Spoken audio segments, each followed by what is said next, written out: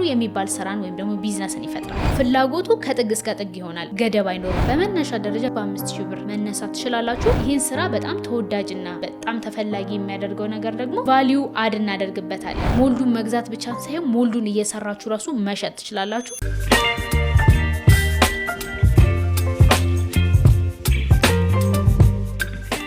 ሰላም ጤና ይስጥልን፣ እንደምን አላችሁ? የተለያዩ የቢዝነስ ሀሳቦችን እንዲሁም የቢዝነስ ጥቆማዎችን ወደ እናንተ የምናደርስበት የቢዝነስ ቻናላችን ነው። በዛሬው ፕሮግራማችን ለእናንተ ይሆናሉ ብለን ያሰብናቸውን 3 የተለያዩ የቢዝነስ ሀሳቦች ይዘንላችሁ መጥተናል። እነዚህም የቢዝነስ ሀሳቦች ምን አይነት ናቸው? በምን ያህል ካፒታል መጀመር እንችላለን? እንዴትስ አድርገን ነው ወደዚህ ስራ መግባት የምንችለው የሚለውን ሰፋ አድርገን የምናይ ነው የሚሆነው። ፕሮግራማችንን ከመጀመሪያው እስከ መጨረሻው እንድታዩ ከወዲሁ እየጠየቅኩኝ ፕሮግራሙን አዘጋጅቼ የማቀርብላችሁ እኔ ሊና አብርሃም ነኝ። በካሜራማን ኤርሚያስ አለ። ወደ ፕሮግራሙ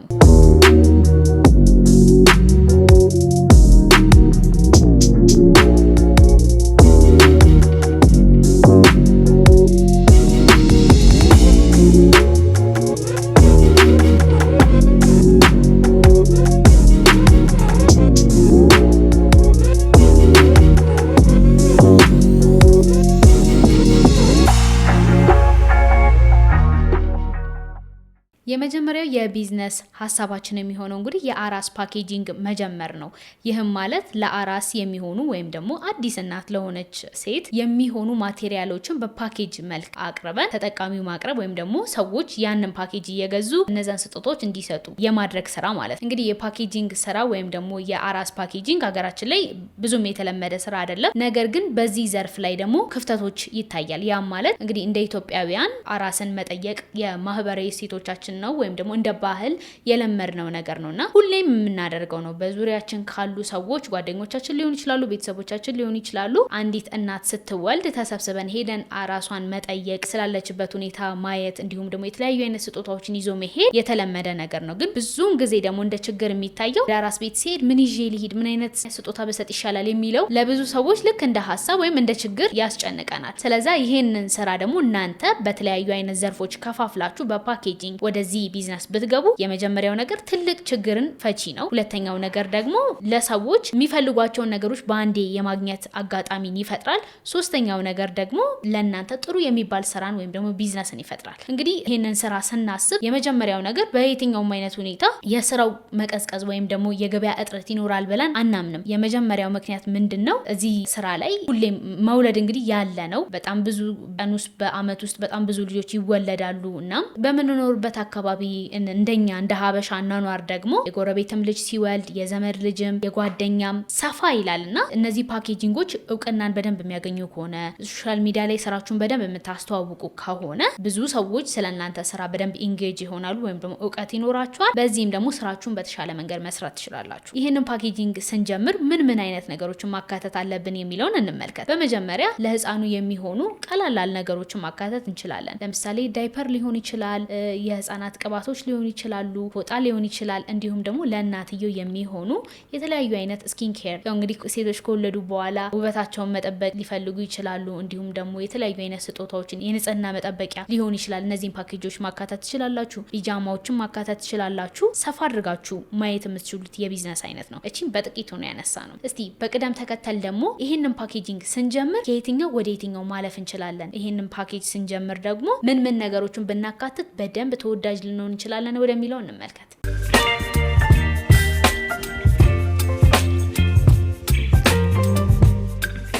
እነዚህን ፓኬጂንጎች በ3 ዘርፍ መከፋፈል ትችላላችሁ። የመጀመሪያው ቀለል ያለ ነው፣ ትናንሽ ነገሮችን ያካተተ። ለምሳሌ ለእናትየው የንጽህና መጠበቂያ ያለው፣ ለልጁ ደግሞ ዳይፐር፣ ቅባት እንዲሁም ደግሞ ትንሽዬ ፎጣን ያካተተ አድርጋችሁ መጀመር ትችላላችሁ። ይህም ሰዎች አፎርድ እንዲያደርጉት በቀላሉ መተው እንዲገዙት እናም ደግሞ ለብዙ ሰዎች ተደራሽ እንዲሆን በዋጋ እና ደግሞ በእቃው ብዛት ሰዎች ተገድበው እንዳይቀሩ ያደርጋቸዋል። ይህም ደግሞ በጣም ለብዙ ሰዎች ተደራሽ እንድትሆኑና በቀላሉ ሰዎች ከእናንተ እቃውን እንዲገዛ ያደርጋቸዋል። ሁለተኛውን እንመልከት። በመካከለኛ ደረጃ ለምሳሌ ውድ የሆኑ እቃዎችን ሊሆን ይችላል። ያንንም ስንል ልብስና ጫማ ያካተተ፣ ለአራሱ ልብስና ጫማ ያለበት ፎጣን የጨመረ እንዲሁም ደግሞ ለመታጠቢያ እቃዎችን የያዘ እነዚህን አድርጋችሁ ማካተት ትችላላችሁ። እንዲሁም ለልጁ ደግሞ መተኛ ቀላላል የመተኛ ትራሶች እንደ የህፃናቱ ከፍም ዝቅ ሊል ይችላል። የዋጋም ልዩነት ሊኖረው ይችላል። በከተማችን ላይ በጣም ብዙ አይነት ለአራስ የሚሆኑ መተኛዎች አሉ። እናንተም ያንን አማርጣችሁ እነዚህን ያካተተልን ለእናትየውም ደግሞ ስትወልድ የነበረበትን ፎቶ ሊሆን ይችላል ወይም ደግሞ እርጉዝ በነበረችበት ጊዜ ያሉ ፎቶዎች ሊሆን ይችላል በአልበም አካታችሁ መስጠት ትችላላችሁ። እንዲሁም ደግሞ አበባዎችን ጨምራችሁ መስጠት ትችላላችሁ። ለእናትየው ይሆናል ብላችሁ የምታስቡትን ከመጀመሪያ ከነበረው ከፍ አድርጋችሁ ተጨማሪ ጊፍቶችን በመጨመር ሁለተኛ ፓኬጅ ማዘጋጀት ትችላላችሁ። ወደ ሶስተኛው እንሂድ። ሶስተኛው ፓኬጅ ሌክጀሪ ወይም ደግሞ ውድ ማድረግ ትችላላችሁ። ለልጁ አልጋ ሊሆን ይችላል ወይም ደግሞ ሙሉ ልብሱን ያካተተ መታጠቢያ ሳፋዎችን የያዘ ለአራስ ያስፈልጋል ብላችሁ የምታስቡት ሁሉንም ማቴሪያል ያሟላ አድርጋችሁ መስራት ትችላላችሁ። ለእናትየውም እንዲሁም ደግሞ ልጇን ስትወልድ የነበረበትን ፎቶ፣ አበባ፣ ለእሷ የሚያስፈልጓቸውን ስጦታዎች፣ ቢጃማዎች ሊሆን ይችላሉ። እንዲሁም ደግሞ ቤቷ ስትገባ የቤቱን ዲኮር ጨምራችሁ ማካተት ትችላላችሁ። እነዚህም በሶስት ከፋፈልን። ይህም ደግሞ ምን ያደርገዋል? ሰዎች በሚፈልጉት ሌቭል የእናንተን እቃ እንዲገዙ በዋጋ አይገደቡም፣ በፓኬጅ አይገደቡም። እንደ አቅማቸው የሚመች መጠን ያለው ፓኬጅ ታዘጋጃላችሁ። በዛ መሰረት እነዚህም ሰዎች መጥተው ከእናንተ መግዛት ይችላሉ ማለት ነው። ፍላጎቱ ከጥግ እስከ ጥግ ይሆናል። በጣም ብዙ ብር ያለውም ሰው መግዛት ይችላል፣ ትንሽ ብርም ያለው ሰው መግዛት ይችላል። ገደብ አይኖርም። ነገር ግን አራስ ጠይቆ ለማያውቁ ሰዎች ወይም ደግሞ ወደ አራስ ቤት ሄደው ለማያውቁ ሰዎች ምን ንግዛ የሚል ጭንቀት እንዳይኖርባቸው እናንተ በተቻለ አቅም ጥሩ የሆነ ስራን በመስራት ፓኬጂንጉን ደግሞ በደንብ አድርጎ በማሳመር በደንብ ደግሞ ሳቢና ማራኪ እንዲሆን ማድረግ ትችላላችሁ ማለት ነው። ይህንን ስታደርጉ ደግሞ ለሴትና ለወንድ በፒንክና በሰማያዊ አድርጋችሁ መስራታችሁን እንዳትረሱ። ጥሩ የሚባል እንቅስቃሴ መፍጠር ትችላላችሁ። ይህንን ስራ ስታስቡ ከዚህም በተጨማሪ ለምሳሌ ውጭ ሀገር ያሉ ዘመዶች ሊሆኑ ይችላሉ፣ የተለያዩ አይነት አካባቢ ላይ ያሉ ሰዎች ሊሆኑ ይችላሉ።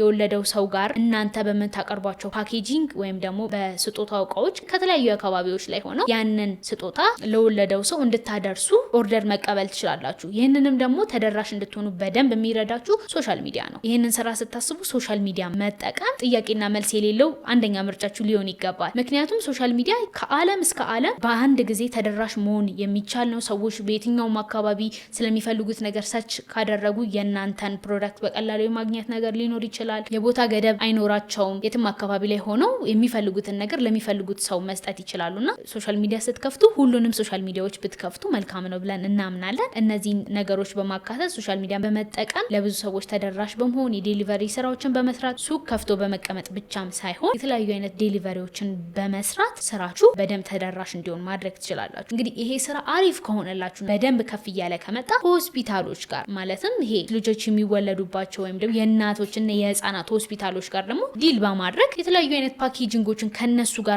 አብራችሁ በመስራት ስራችሁን በአንድ ደረጃ ከፍ ማድረግ ትችላላችሁ ማለት ነው። ቦታ ወይም ደግሞ ሎኬሽንን በተመለከተ በተቻለ አቅም ሆስፒታል አካባቢ ላይ እንደዚህ አይነት ቦታዎች ብትከፍቱ ጥሩ ነው። ነገር ግን ሶሻል ሚዲያን በደንብ የመጠቀም አቅም ካላችሁ ደግሞ የትኛውም አካባቢ ላይ ብትከፍቱትና ከተማ ላይ ቢሆን በጣም መልካም ነው። ይሄንን ስራ ደግሞ በሶሻል ሚዲያ በደንብ ተደራሽ የምታደርጉት ከሆነና አሁን ላይ ደግሞ የዴሊቨሪ ስራ ወይም ደግሞ የተለያዩ አይነት አገልግሎቶች እቃችሁን ሰጣችሁ ለትራንስፖርት ወይንም ደግሞ የተለያዩ አይነት አገልግሎቶችን ለሚሰጡ ተቋማት ሰጣችሁ ያንን ፓኬጂንግ ለተጠቃሚ የማድረስ ነገር በደንብ የተለመደ ስለሆነ አሁን ላይ የዴሊቨሪ ስራዎችን የምትሰሩ ከሆነ ሱቃችሁ የትም አካባቢ ላይ ቢሆን ምንም አይነት ችግር አያመጣም። ሰዎች በፈለጉበት ሰዓት ስራችሁን ወይም እቃችሁን አዞ በሚፈልጉበት ሰዓት የማግኘት ነገር ስላለ ማለት ነው። ስለዛ እነዚህን ነገሮች ታሳቢ በማድረግ ወደዚህ ቢዝነስ መግባት ትችላላችሁ። በዋጋ ደረጃ ምን ያህል ዋጋ ልታምኑለት ይገባል ወደሚለው እንሂድ። እንግዲህ የመጀመሪያው መካከለኛ ወይም ደግሞ ትንሽዬ ብለን ያሰብነውን ፓኬጅ ዳይፐር፣ ትንሽዬ ፎጣ፣ ቅባት ጨምራችሁ እናንተ 1500 ብር ድረስ ብታወጡ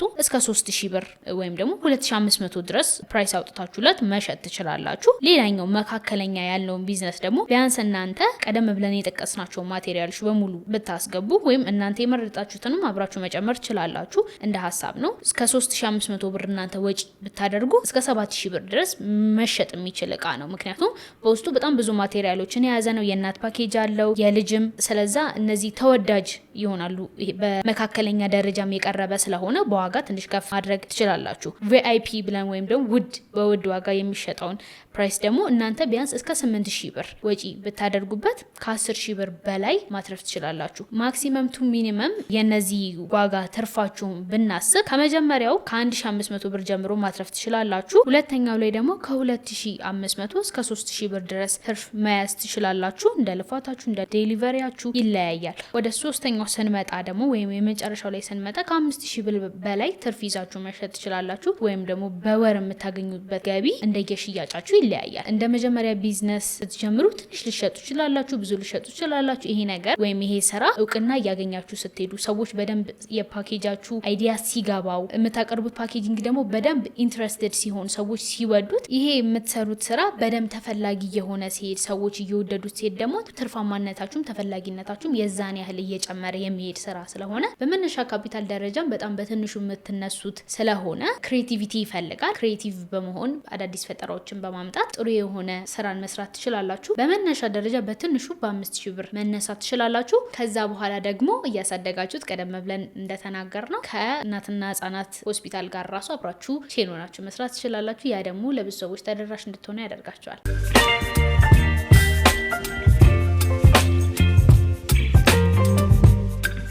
ሁለተኛው የቢዝነስ ሀሳብ የሚሆነው ደግሞ የተለያዩ አይነት ፍራፍሬዎችን ፍሩት ፓንች ወይም ደግሞ ፍሩት ሚክስ አድርጋችሁ የፍራፍሬ ድብልቅ ወይም ደግሞ የፍራፍሬ ሳላድ አድርጋችሁ ለከስተመር መሸጥ። ይሄ እንግዲህ በብዙ ጊዜ የተለመደው የተለያዩ የጁስ ቤቶች ላይ ነው። እሱም በሳህን ነው የሚቀርበው። ይሄኛውን ለየት የሚያደርገው ግን በኩባያ ወይም ደግሞ መስታወት ባለው ካፕ መሸጥ ትችላላችሁ፣ ወይም ደግሞ ወደ ውጪ በሚያሳይ ካፕ መሸጥ ትችላላችሁ ማለት ነው። ይህንን ስራ በጣም ተወዳጅና ተመራጭ የሚያደርግበት ዋነኛ ምክንያት አሁን ላይ በጣም ብዙ ሰዎች ጤናቸውን የመጠበቅ ስራ ላይ ነው ያሉት። ማለትም ምንም አይነት ፍራፍሬ ጁስ ቢፈልጉ በፋብሪካ ከተቀነባበሩት ወይም ደግሞ የተለያዩ አይነት ኬሚካል ተጨምሮባቸው ከሚያልፉት ጁሶች ይልቅ እነዚህ አይነት ነገሮች ላይ ነው ትኩረት የሚያደርጉት፣ በተፈጥሯዊ መንገድ የሚዘጋጁትን ነው። ይህን ስራ በጣም ተወዳጅና በጣም ተፈላጊ የሚያደርገው ነገር ደግሞ ቫሊዩ አድ እናደርግበታለን። አንድ ሰው ፓፓዬ ወይ ብርቱካን ወይ ማንጎ ብቻ ይዞ ቤቱ ከሚገባ በአንዲት ኩባያ ላይ እነዛን ሁሉ ፍራፍሬዎች በአንድ ላይ ማግኘቱ ተወዳጅ ያደርገዋል። ብዙ ቢሮ ለሚቀመጡ ሰዎች እቃ ይዘው ደግሞ መንቀሳቀስ ለሚፈልጉ ተማሪዎች ሊሆን ይችላሉ። ያንን ካፕ ገዛ አድርገው ከናንተ የትኛውም አካባቢ ላይ መንቀሳቀስ ይችላሉ። አገራችን ላይ ምንም የለም ማለት ይቻላል። ልክ ቺፕስ፣ ሳምቡሳ መንገድ ላይ እንደሚሸጡ እነዚህን ፍሩቶች ይዛችሁ መውጣትና መሸጥ ትችላላችሁ ማለት ነውና ምንም የተለመደ ነገር አይደለም። ውጭው ዓለም ላይ ግን በጣም ተወዳጅ ከሚባሉት ስራዎች መካከል አንዱ ነው። እንደነዚህ አይነት ሚክስድ የሆኑ ፍራፍሬዎችን አንድ ላይ በማድረግ በመሸጥ ጥሩ የሚባል ዋጋን አውጥታችሁ ለራሳችሁም ተጠቃሚ መሆን ትችላላችሁ። እንዲሁም ደግሞ አዲስ ነገር ከመሆኑ ጋር በተያያዘ ተወዳጅ የሚባል ቢዝነስ ነው። እንግዲህ በጣም ጥሩ የሚያደርገው ይሄንን ስራ ምንም አይነት ነገር ከውጭ የምናስገባው ነገር የለም። ሁሉንም ሀገራችን ላይ ማግኘት ትችላለች። ኢትዮጵያ ፓፓዬ ታመርታለች፣ አቮካዶ አላት፣ ብርቱካን አላት፣ ሙዝ አላት፣ ወይን አላት። ሰፋ አድርጋችሁ በመስራት መስታወት ባለው ማራኪ በሆነ መንገድ በማቅረብ በጣም ጥሩ የሚባል ገቢ ለራሳችሁ መፍጠር ትችላላችሁ። እንግዲህ እዚህ ጋር ነው ትንሽ ጠንቀቅ ማለት ያለብን እዚህ ስራ ላይ። ይሄ ስራ የመጀመሪያው ፍራፍሬዎች ከመሆናቸው ጋር በተያያዘ በጥንቃቄ መያዝ አለባቸው። ንጽህናን ይፈልጋሉ። ትንሽ ስህተት ጤና ላይ ጉዳት ሊያመጣ ይችላል። እናንተም ይሄንን ስራ ስትጀምሩ በተቻለ አቅም ንጽህናውን በጠበቀ ፍራፍሬዎቹም ደግሞ ንጹህና ጥራታቸውን የጠበቁ መሆን እንዳለባቸው ትኩረት ሰጣችሁ መስራት አለባችሁ። እንግዲህ ይሄንን ስራ ደግሞ አዋጭና በደንብ ትርፋማ የሚያደርጋችሁ ዋነኛው ነገር አብዛኛውን ፍራፍሬና ጁስ በጅምላ መግዛት አለባችሁ። በጅምላ በምትገዙበት ጊዜ የመጀመሪያው በጣም በብዙ ዋጋ ይቀንስላችኋል። ሁለተኛው ነገር ደግሞ እናንተም ስትወስዱት ብዙ ጊዜ በጅምላ የሚሸጡ እቃዎች ጥሬ ሆነው ነው የሚሸጡት፣ ቀስ እያሉ ነው የሚበስሉት። እናንተ ጋርም እነዚህ እቃዎች ከገቡ በኋላ ቶሎ የመበላሸት ነገር አይኖርም። ይሄንን ታሳቢ በማድረግ እነዚህን በማስተዋል ብትጀምሩ ብለን እንላለን። ስራ ለመጀመር እንግዲህ ቢያንስ በትንሹ በ5000 ብር ካፒታል መጀመር ትችላላችሁ። እነዛን ካፖች በማዘጋጀት ቆራርጣችሁ ብቻ የበሰሉትን ፍራፍሬዎች መሸጥ ነው። ለተሻለ ጥንቃቄ ደግሞ ንጽህናቸውን እንድትጠብቁ የሚረዳችሁን ተጨማሪ ማቴሪያሎች ይዛችሁ ብትሄዱ ማለትም የቆረጣችሁትን አንድ ጊዜ የከፈታችሁትን ፍራፍሬ ሌሎች ነገሮች እንዳይነኩት አድርጋችሁ ክዳን ባለው ማቴሪያል ብታስቀምጡ ብዙ እቃ ያስፈልጋቸዋል ብለን አናምንም። እነዚህን ቤታችሁ ልትገለገሉባቸው የምትችሏቸውን ክዳን ያላቸውን እቃዎች በማዘጋጀት ወደዚህ ስራ መግባት ትችላላችሁ። በካፒታል ደረጃም ትንሽዬ ስለሆነ ማንኛውም ሰው ሊጀምረው የሚችል ነው። እንግዲህ እነዛን እቃዎች በካፕ ስትሸጧቸው 150 ብር 180 ብር ልትሸጡ ትችላላችሁ። የተለያዩ አይነት ፍራፍሬዎች ያሉበትም ስለሆነ እናንተ ብዙ ኮስት አይኖራችሁም። በጅምላም የምትገዙት ከሆነ የነዚህ ስራዎች ወይም ደግሞ የዚህ ስራ ትርፉ ወደ እናንተ ነው የሚመጣው። ምክንያቱም ጥሬ ስትገዙት ብሩ በጣም ርካሽ ነው። ለምሳሌ አቮካዶን እንኳን ብንወስድ የበሰለው አቮካዶ አሁን ባለንበት ሁኔታ 300 ብር ወይም 250 ብር እየተሸጠ ነው ያለው። ጥሬውን ስትገዙ ደግሞ 100 ብር እስከ 150 ብር ትገዛላችሁ ማለት ነው። ስለዚህ ጥሬውን ወስዳችሁ ቤታችሁ አብስላችሁ እነዚህን ስራዎች ብትሰሩ ሌሎችም ፍራፍሬዎች ማለት ነው በጣም አዋጭና ጥሩ እንዲሆን ያደርገዋል ማለት ነው። ወደ ሶስተኛው የቢዝነስ ሀሳብ እንመልከት።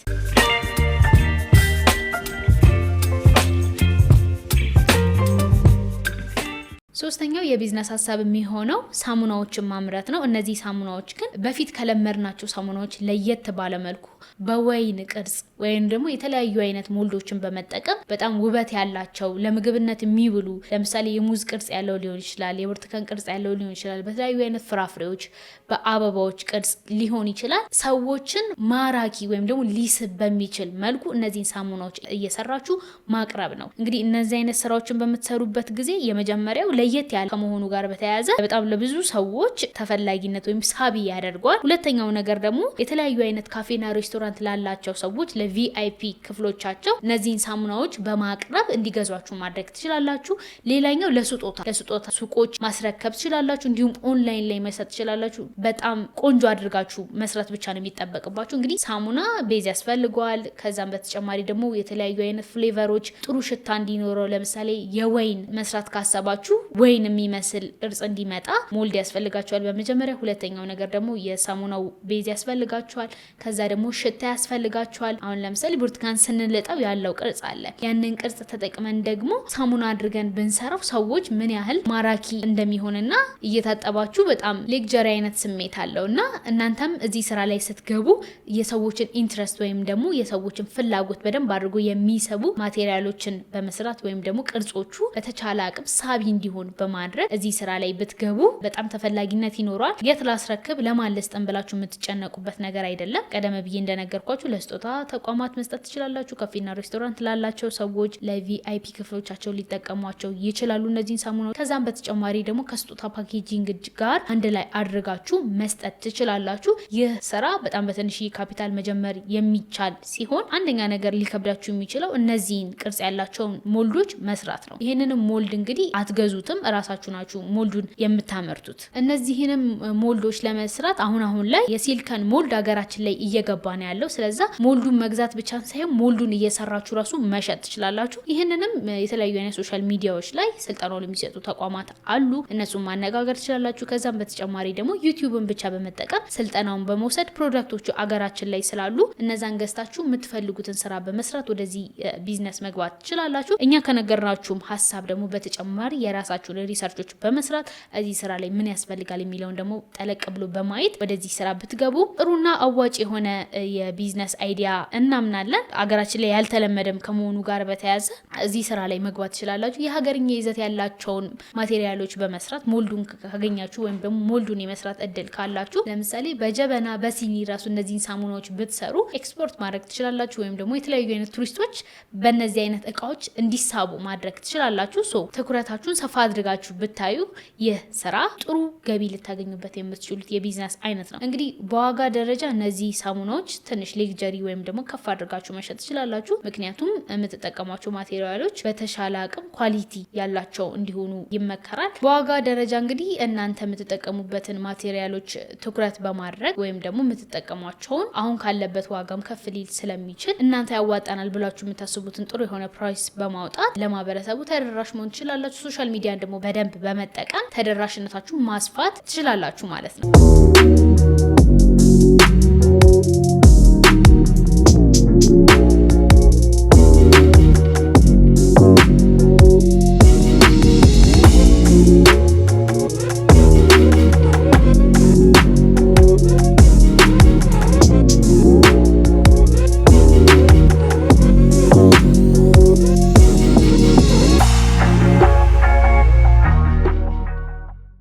የዛሬው ፕሮግራማችን ይሄንን ይመስል ነበረ። 3 የተለያዩ የቢዝነስ ሀሳቦች ይዘንላችሁ መተናል። እናንተም ከነዚህ መካከል የወደዳችሁትን መርጣችሁ መስራት ትችላላችሁ። በቀጣይ በተለያዩ ቪዲዮዎች እስከምንገናኝ ደግሞ ሰላም ቆዩ።